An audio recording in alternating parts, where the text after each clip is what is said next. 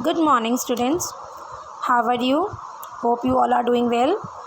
Let's continue the chapter number 1, Endowment of Nature. In previous class, we have learned about the definition of resources, and how resources important to us.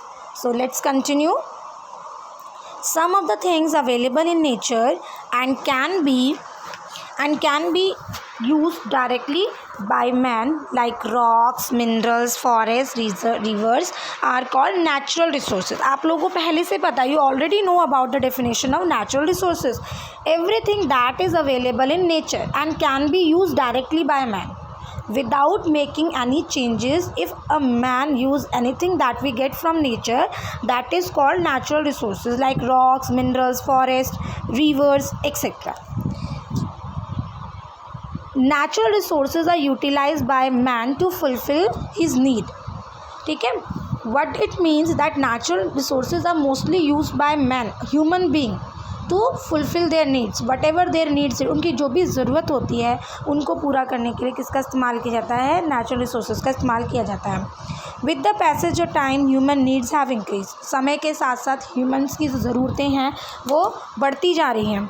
At the same time, the technological development has contributed to large-scale interaction of man with the environment, leading to production of goods on a large scale.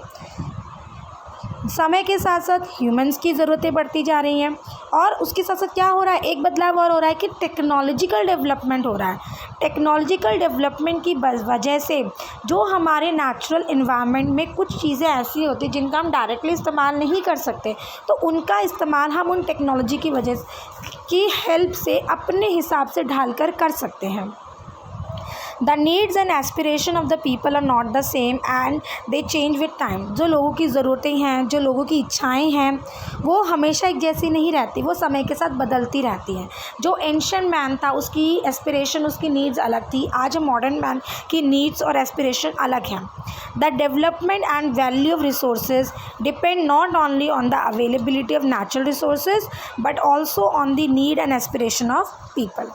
Accessibility of a region, cost of developing a resource, technological development and institution for resource development,